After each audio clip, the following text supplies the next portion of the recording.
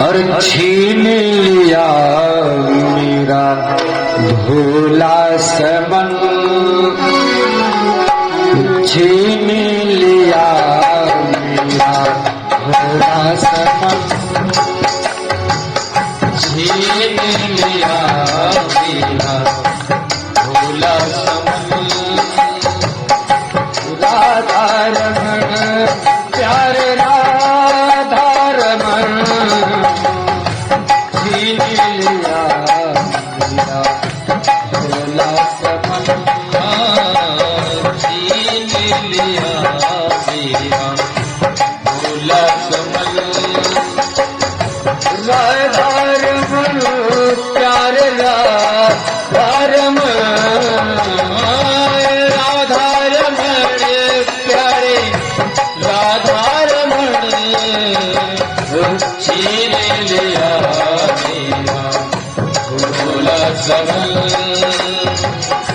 छीन लिया मेरा भोला समन।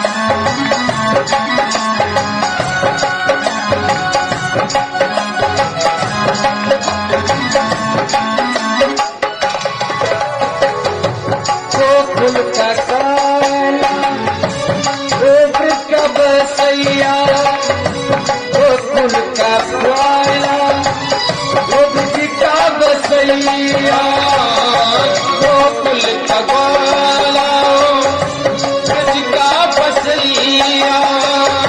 सखियों का मोहन माता कन्हैया, सखियों का मोहन माता कन्हैया।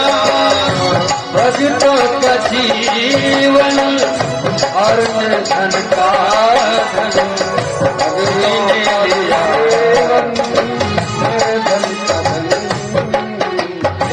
छीन लिया मेरे धन का धन।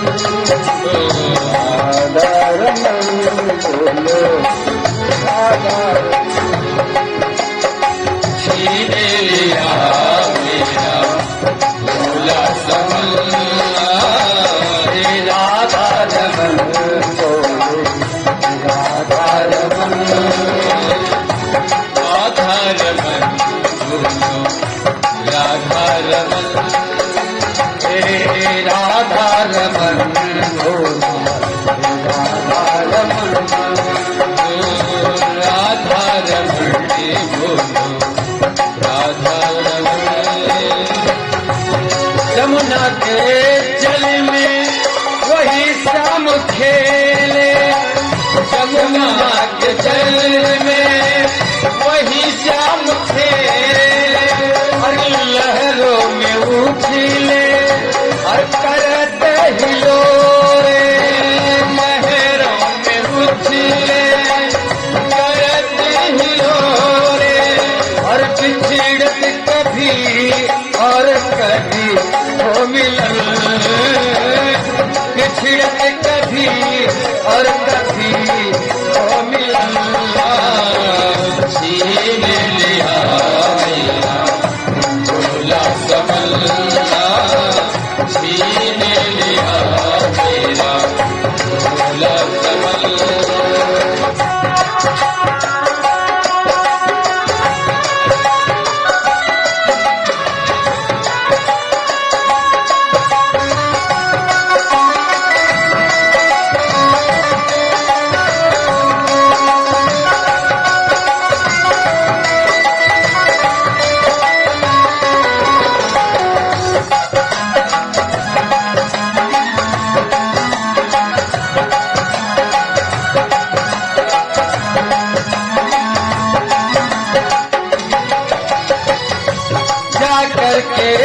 देखो वो मंदिर के अंदर, जा करके देखो मंदिर के अंदर, अरे घट घट के अंदर वही श्याम सुंदर, घट घट के अंदर वही श्याम सुंदर। अरे जा करके देखो इस मंदिर के अंदर, जा करके देखो इस मंदिर के अंदर, अरे घट घट के अंदर वही श्याम सुंदर, घट घट के अंदर वही श्याम सुंदर। अरे कुंडल हलन और फिर छे नयन, अरे कुंडल हलन और फिर छे नयन, छीन लिया भोला सब, छीन लिया भोला सब। राधा रमन प्यारे, राधा रमन प्यारे, राधा रमन लिया भोला सब, लिया भोला सब। राधा रमन राधा, हरे राधा। इस प्रकार से अग्नि का पान करने के बाद प्रलंबासुर राक्षस आया। ये बड़ा बलवान था और भगवान कृष्ण बलराम जी के साथ खेल खेलने लगा। तो उसमें खेल क्या होने लगा कि दो समूह में लोगों को बांटा और बांट करके अपनी अपनी पीठ पर बैठा करके एक दूसरे को इधर उधर ले जाना है।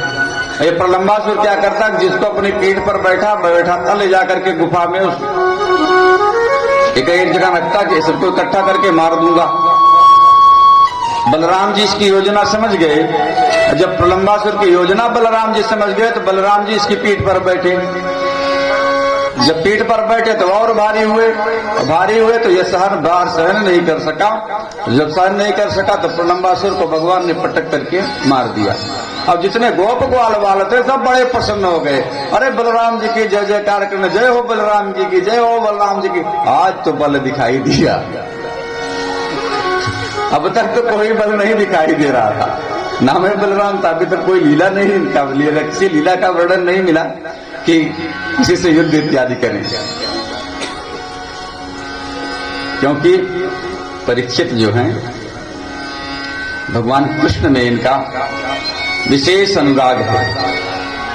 कृष्ण में विशेष अनुराग है। अनुराग हो क्यों ना, अरे जो गर्भ में ही भगवान का दर्शन कर लिया था तो उसके प्रति तो अनुराग संभव ही है। और जब भगवान कृष्ण में अनुराग होने के कारण और उसके बाद श्रोता वक्ता दोनों एक जैसे, श्रोता वक्ता दोनों एक जैसे। अगर वक्ता राम कथा का कहने वाला हो, राम कथा करने वाला वक्ता हो और श्रोता कृष्ण कथा सुनने वाला हो, तब तो अंतर पड़ जाएगा दोनों में। वक्ता रामचरित्र गान करे और श्रोता सुने, चाहे कि गुरु जी अगर कृष्ण चरित्र का गान करते तो अच्छा होता, तो दोनों में भेद हो जाएगा। तो न वो सुनने में उसका मन लगेगा, न उसका कहने में मन लगेगा। लेकिन अब श्रोता वक्ता दोनों एक जैसे, दोनों कृष्ण प्रेमी। इसलिए भागवत में कहा गया कि भागवत सुनने का अधिकारी वही है जो वैष्णव है, सब नहीं। अब सुखदेव जी परीक्षित को इस प्रकार से कथा सुना रहे हैं। और फिर कहते हैं, सुखदेव जी कहते हैं कि हे परीक्षित, एक बार भगवान श्री कृष्ण ने अपनी बेड़ बजाई, बंसी बजाई। अब तक तो बंसी नहीं बजी थी, लेकिन अब बंसी बजी। छठवें वर्ष में प्रवेश किए हैं भगवान कृष्ण। छठवें वर्ष में जब बंसी बजाई तो सुखदेव जी कहते हैं कि हे परीक्षित, इति वेणुरमं राजन सर्वभूत मनोहरम। जब बांसुरी बजाई तो बांसुरी की धुन क्या हुआ कि सर्वभूत मनोहरम, बांसुरी की धुन से जितने जीव थे, एक ही नहीं, जितने जीव थे सबके मन का आकर्षण कर लिया, खींच लिया अपने में। बांसुरी से ऋग्वेद की ध्वनि सुनाई पड़ती थी और सामवेद की ध्वनि सुनाई पड़ती थी। उसमें आकर्षण था भगवान कृष्ण की बांसुरी में। वैसे भी और वाद्य यंत्रों की जगह अगर बांसुरी बज रही हो तो मन अपने आप खिंचता चला जाता है। बढ़िया बांसुरी वादक हो कोई, वो अकेले में बैठ करके बांसुरी अगर बजा रहा हो प्रेम से, आप सुन लीजिए तो यही इच्छा होगी इसके पास तक चले जाएं। बांसुरी में वह आकर्षण होता है। भगवान वैसे भी बांसुरी तो बांस से ही बनती है। बांस की तो और भी विशेषताएं, कुछ कुरीतियां भी हैं।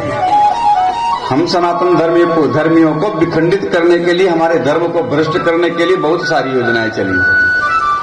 उसमें एक अगरबत्ती भी है, और पंडित जी अगर उसका प्रयोग न करें तो पूजा निष्फल हो जाए। यजमान के मन में बात हो जाए, पंडित जी अगरबत्ती जलाए ही नहीं। बांस जलाना हमारे यहाँ निषिद्ध है। यहाँ तक कि हम शमशान भूमि में जाते हैं, वहां भी बांस नहीं जलाते। ठीक, बांस से तो लेके जाते हैं हम मरे हुए व्यक्ति को, लेकिन वहां भी उसको फेंक देते हैं, उसको नहीं जलाते हैं। है तो लकड़ी ही, जलाने तो जलने में तो कुछ सहायता करेगी ही, लेकिन उसको नहीं जलाते। बांस की लकड़ी जलाने से उससे बहुत जो धुआं निकलता है, बहुत हानिकारक धुआं होता है उससे, इसलिए हमको बांस नहीं जलाना चाहिए। वैसे बांस से वंश की वृद्धि होती है, इसलिए जो वंश की वृद्धि के प्रतीक के रूप में यज्ञ आदि में, धार्मिक अनुष्ठानों में हमारे यहाँ बांस को प्रतीक के रूप में रखा जाता है। बांस को वृद्धि, वंश वृद्धि की परंपरा को प्रदर्शित करने के लिए, दिखाने के लिए उसको यज्ञ आदि में उससे खंभे लगाए जाते हैं, लेकिन बांस जलाया नहीं जाता। अब अगरबत्ती में तो वही बांस है, इसलिए हमको बचना चाहिए बांस का, उसका प्रयोग नहीं करना चाहिए। जहां तक हो धूप का प्रयोग करें। धूप बनाने की अगर विधि भी बता देंगे जो बन के आती है बाजार से, तो यही कहेंगे कि इससे अच्छा है कि गुड़ घी अपने घर में बना लें, उसी से अगियार करें। अपने यहाँ पहले यही परंपरा थी गुड़ घी से बनाने, गुड़ घी से अगियार करने की।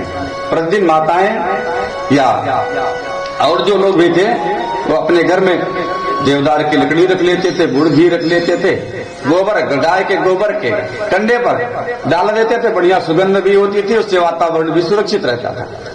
तमाम प्रकार से बैक्टीरिया जो होती थी वो नष्ट हो जाती थी। आज धूप बन रही है, धूप टायर जो है, टायर गाड़ी का टायर, एक गाड़ी का टायर पेरा जाता है, उससे तेल निकाला जाता है, उसकी जो राख बचती है उसी राख से केमिकल मिला करके फिर उसमें सेंट डाल करके धूप बनाते हैं। बड़े प्रेम से भगवान को सूर्य दिखा रहे हैं, पूजन कर रहे हैं। ठीक है, बहुत प्रेम से पूजा कर रहे हैं और रोज जला रहे हैं। हम इसमें सुधार कर सकते हैं, उसमें हमारे जीवन में परिवर्तन भी हो सकता है।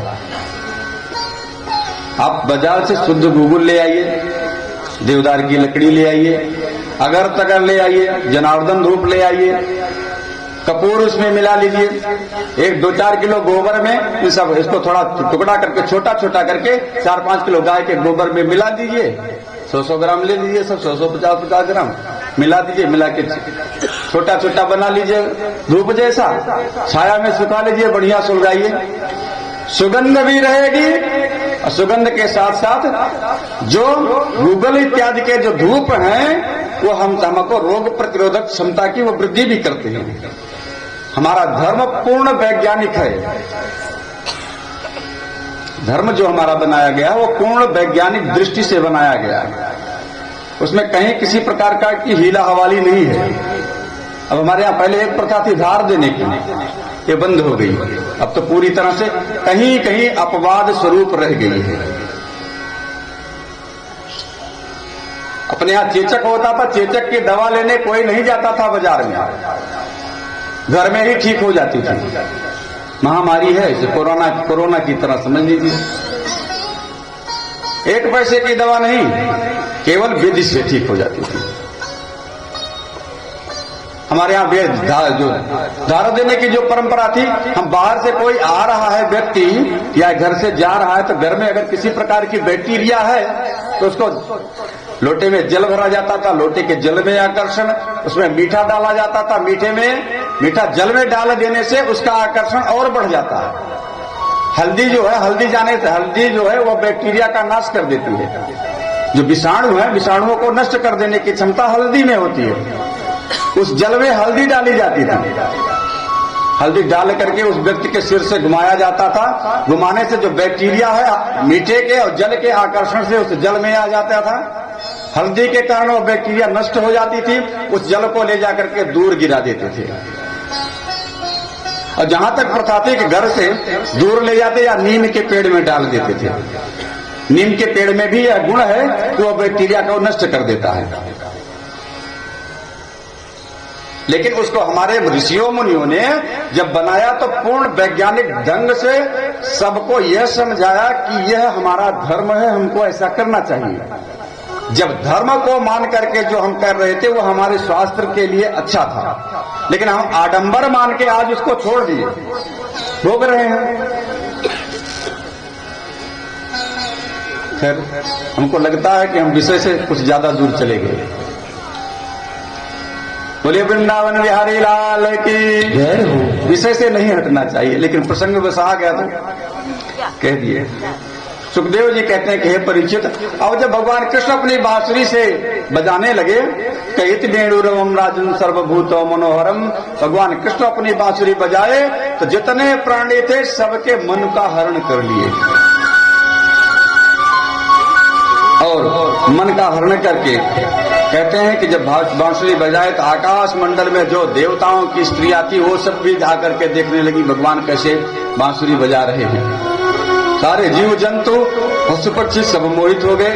इस प्रकार से वेणु गीत का प्रसंग आता है। इसके बाद फिर चीर हरण का प्रसंग आता है। सुखदेव जी कहते हैं कि हे परीक्षित, हेमंत ऋतु के प्रथम महीने में नंद गांव की जो ब्रज कुमारियां थी वह कात्यायनी देवी का अनुष्ठान करती थी। और कात्यायनी देवी का जब अनुष्ठान करती थी, मार्गशीर्ष महीने में कात्यायनी देवी का अनुष्ठान करने से इच्छित वर की प्राप्ति होती है। कात्यायनी देवी का अनुष्ठान करने से इच्छित वर की प्राप्ति होती है। अगर किसी कन्या का विवाह नहीं हो रहा है तो उसको कात्यायनी देवी का अनुष्ठान करना चाहिए। और उसमें एक मंत्र दिए हैं कि कात्यायनी महामाये महायोगिनी धीश्वरी नंद गोप देवी पति